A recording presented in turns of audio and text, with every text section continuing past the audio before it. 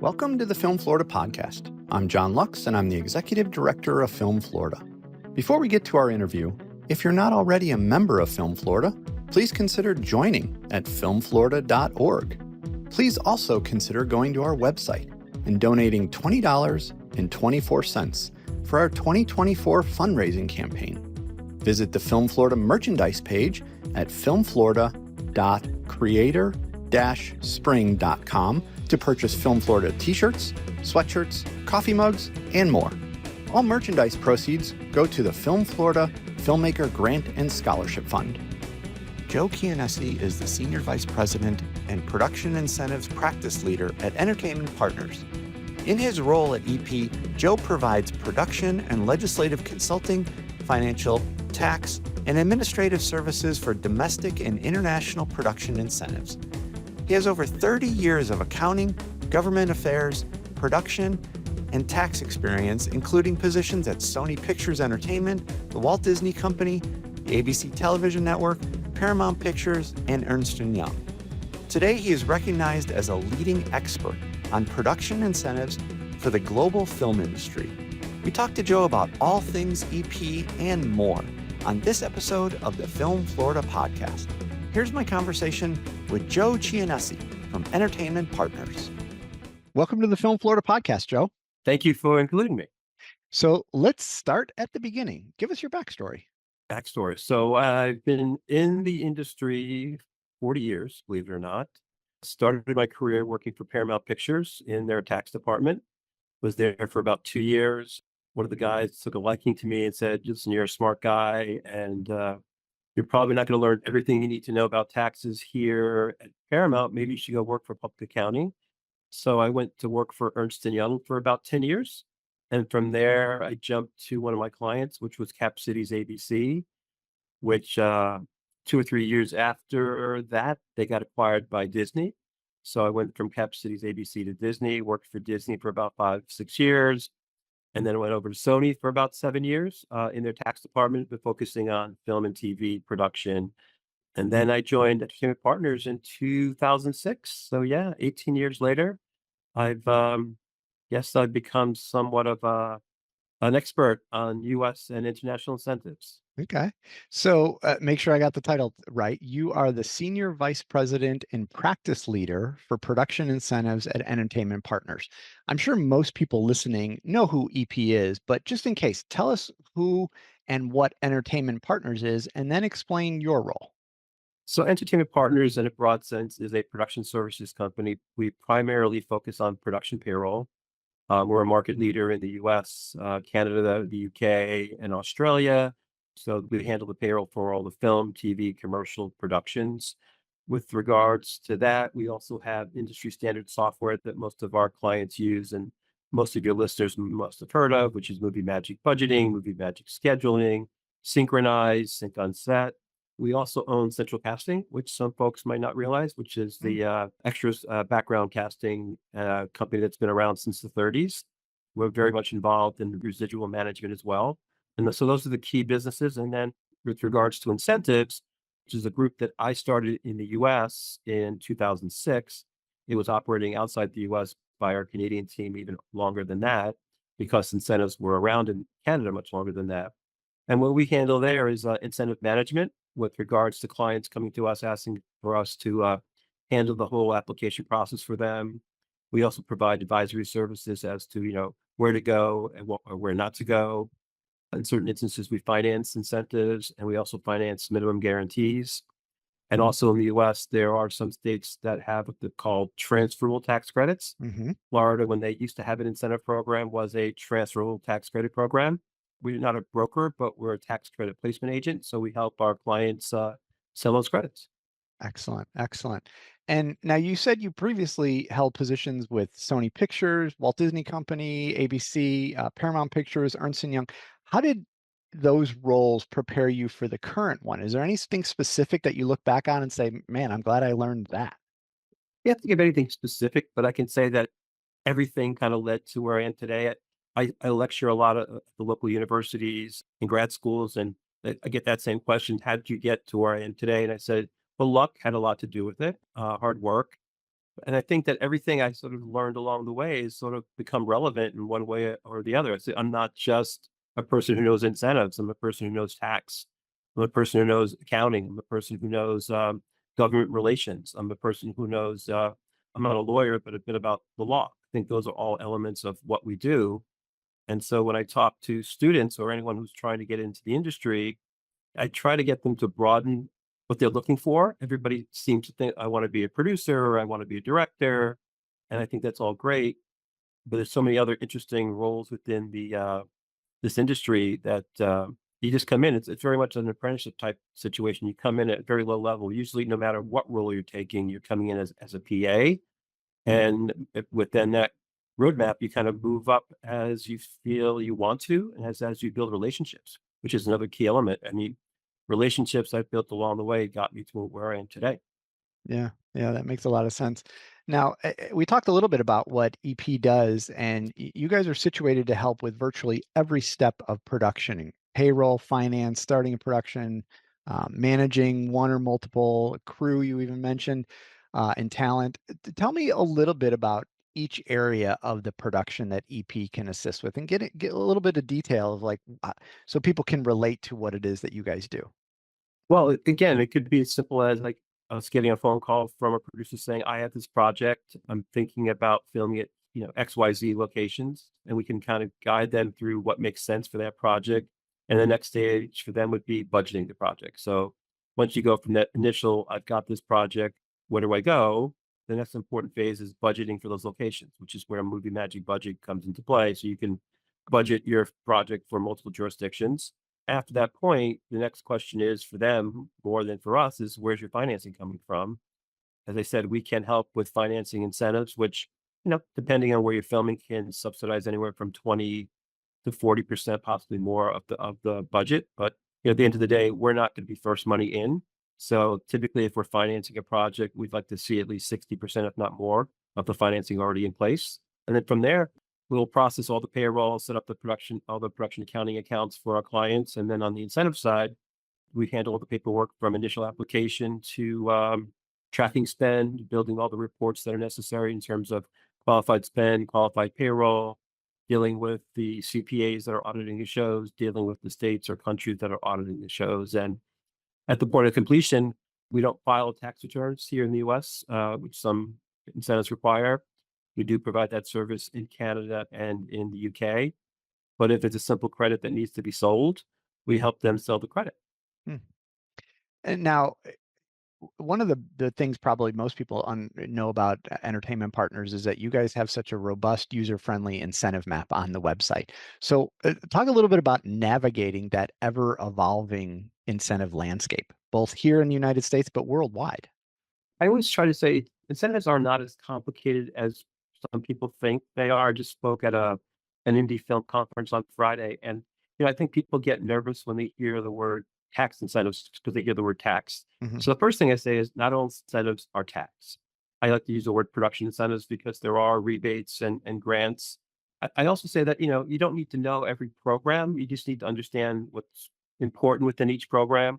One being what type of program it is, and why the type of program is important is because it dictates how quickly the money comes back. What I mean by that is a rebate or grant will typically come back to a producer somewhere between 60 and 75 days after the completion of principal photography. That's assuming that all the books and records are clean and there are no issues. If you're dealing with a tax credit that's refundable, you are then going to be limited to the statutory due date of that tax return. And while there are ways of lessening that, typically, if you're doing a project, let's say in January of 2025, let's say you were done with it by March and your audit was done by the end of June, you still wouldn't be filing that tax return until March of 2026. Hmm. That's a year away. So it's important to know there's a timeline associated with monetizing certain types of incentives. Transfer credits come back much quicker. You apply, you spend, you get audited, the state gives you a certificate, and with that certificate, you turn around and sell it. So you don't have to wait to file a return. But I think your listeners need to know that when you are selling a credit, no one's giving you a dollar for a dollar. Right. So you're going to get back something less than a dollar. It's usually somewhere between 85 to 95% of the value. Now, you mentioned in there grants, rebates, transferable tax credits, non-transferable. Does EP have a preference? That would be question one. And then second question, do you find that producers or productions have a specific preference? Do I have preferences? No. I mean, I think every project has, every program is different as well. So if you're looking for a certain amount of money, you're going to have to be limiting yourself to a location or a state that is offering, or country that's offering you an incentive that's going to give you what you need, right? Not every program offers the same thing.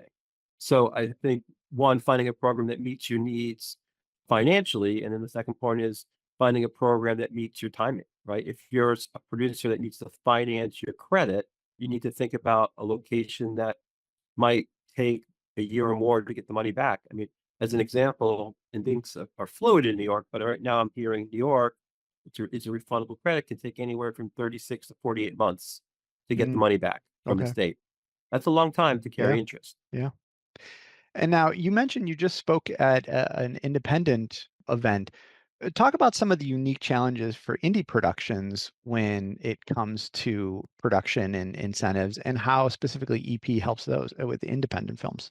Well, I want to start by saying I think independent production right now is probably on the verge of another resurgence in popularity and need.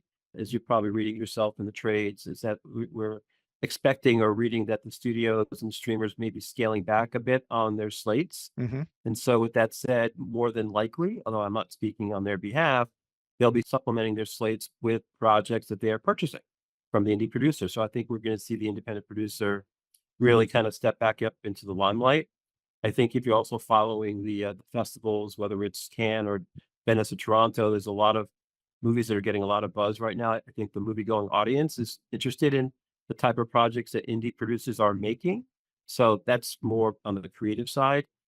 From I think the challenges that the independent producer has is sort of fighting for resources, Sure. going to certain places like Georgia, or even I don't want to name states, but going to busier production hubs. They're competing with the larger production, so they have to compete for space. They have to compete for crew. Have to compete for vendors. So that's always a challenge.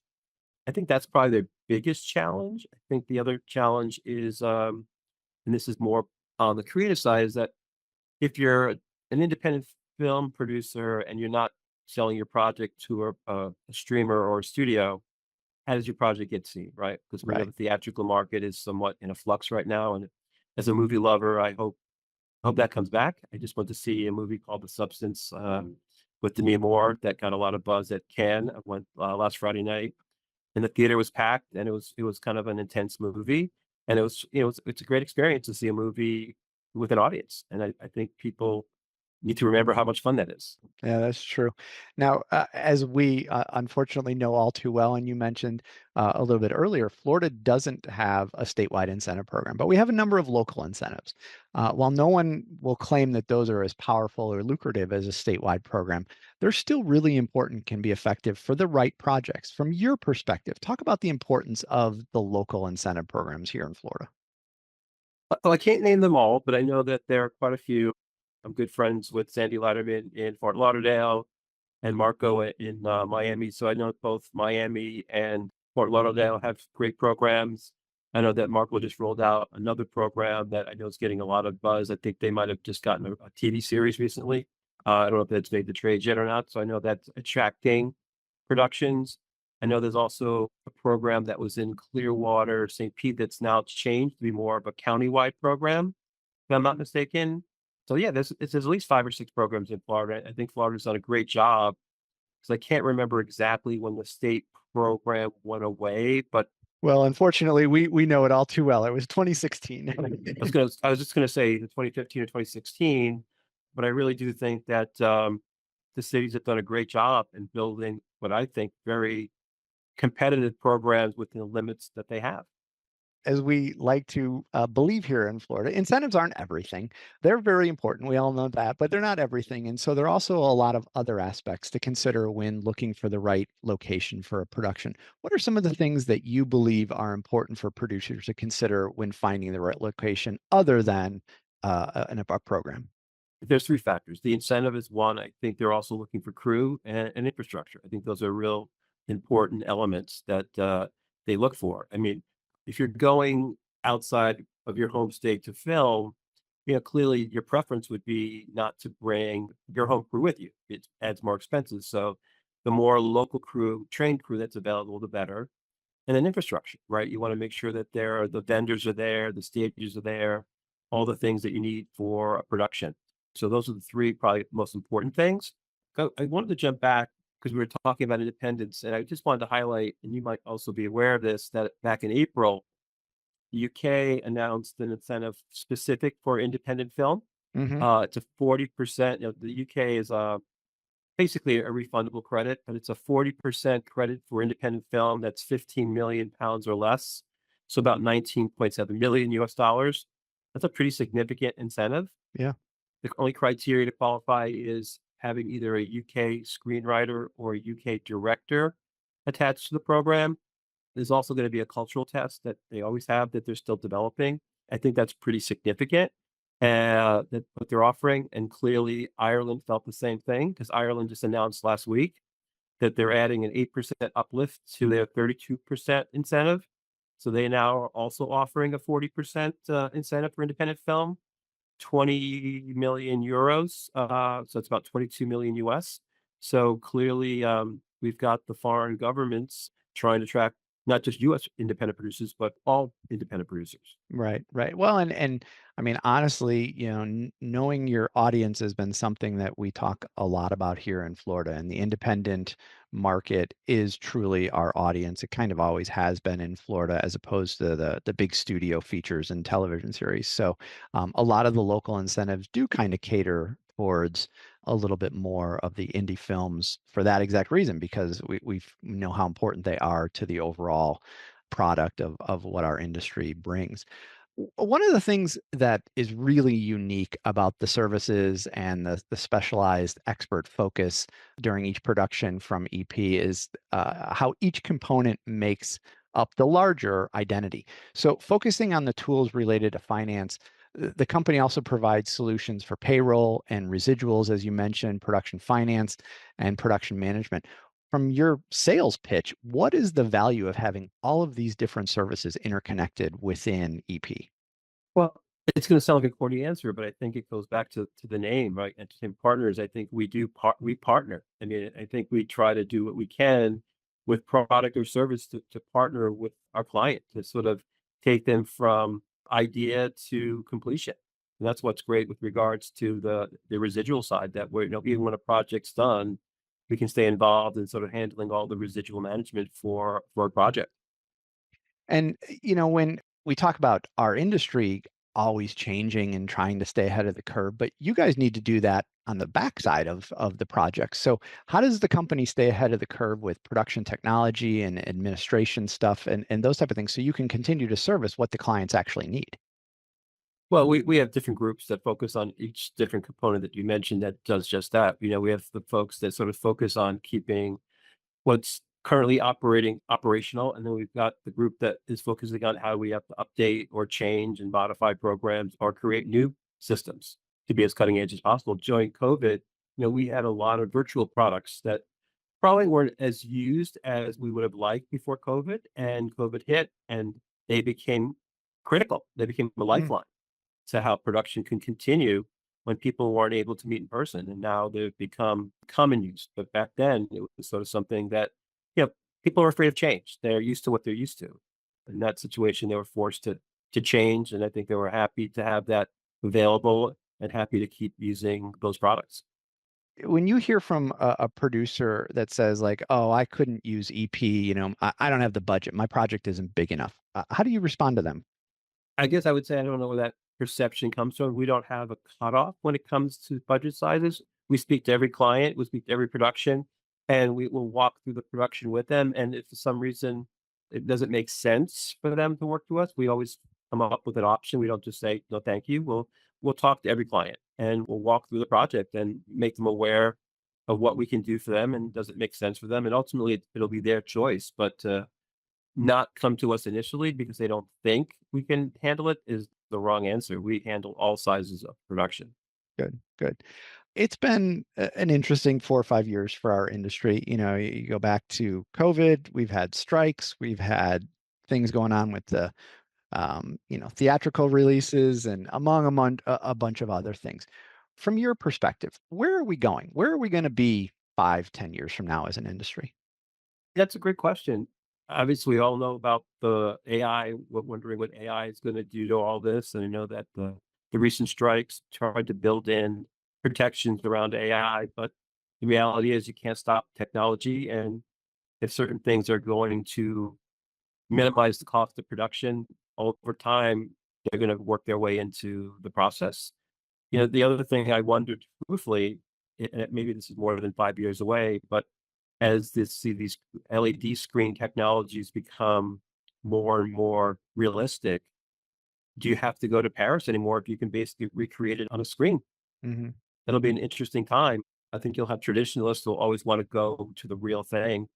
I guess what I'm trying to say is cost will always be a major factor in what and how you do certain things. So as tools become available to minimize those costs, they're going to get utilized. So I think the positive side of that is the more money projects are saving per project gives them more money to make more projects. If that makes sense, more volume. Yeah, that certainly is the hope. But I mean, I think our industry is really no different than life when it comes to that. Like, people were concerned about having, self-checkout at the grocery stores, but that was a cost savings for those companies. And so we knew it was inevitable, and that's how it is. So the cost savings within technology is always obviously going to be really important. And I hope you're right. I hope that whether it's, independent producers, whether it's studios, if they're saving $10, I hope they put the $10 back into the industry as opposed to just saying, thank you very much and it going in our pocket, their pockets all the time. So But I like your supermarket example because I was just at a supermarket last night, and they now have two lanes that you self checkout, and luckily they still have two that are regular checkout, and still prefer the regular checkout. So I would say, even as our industry evolves, there's always going to be options. I think yep. that'll be the option of the producer to decide how they want to do it. Yeah, you're right. Now, I'm sure we missed something about EP. So what else do people need to know about entertainment partners? So again, we service the world, and we service the world from a perspective meaning that we're sitting in the US. So any of our clients that are going outside the US, we service the US payroll. We do the same thing from a Canadian perspective. If they're setting up in Canada, we'll handle any of that as they leave Canada. Again, we're growing in the UK, we're growing in Australia. So what we do is we sort of make sure that we are aware of where our clients are going. And so we want to be there so we can service them with the tools that are available or the tools that we think they need or the tools that they tell us they need. And tell everybody, remind them how they can find you guys. I think you just go to www.ep.com and, going back to what you're saying, John, within that webpage, you can go to our incentives link and there's both a US and a worldwide map, which will take you to either a state or a country or a city. Like, because again, Florida doesn't have a state incentive yet, although we keep praying for that. And it'll take you and give you a summary of the incentive. It'll give you links to legislation. It'll give you links to the film commissions. There's tools where you can actually compare up to three jurisdictions side by side to see which ones make sense. There's actually a calculator. We can actually do a quick and dirty calculation as to what the incentive might be. It's a really great tool. And then within that, there's also all of our products and services that are listed there. I guess the one thing I didn't mention, it's also on the website, we have EP Academy. We offer a slew of courses to help people if they want to become a production accountant. We have Production Accounting 101, Production Accounting 201. We have courses about how to use Movie Magic budgeting, how to use Movie Magic scheduling. So that's a great thing that we offer as well that we're pretty proud of. That's right. I'm glad you remembered that because I've actually looked at a couple of those courses and thought that those were really some really great ones, some really great ideas. So, Joe, thanks so much for spending some time with us today and helping everybody learn more about entertainment partners because I'm sure they've all heard of you guys.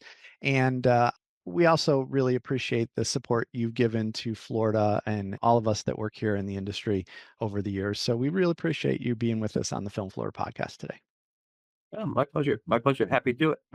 Thanks for listening to the Film Florida podcast. For more information about Film Florida, go to filmflorida.org and like or follow our social media pages. If you're not already a member of Film Florida, please consider joining at filmflorida.org. Please also consider going to our website and donating $20.24 for our 2024 fundraising campaign. Check out the Film Florida merchandise at filmflorida.creator-spring.com, and please remember to subscribe, rate, and review the podcast.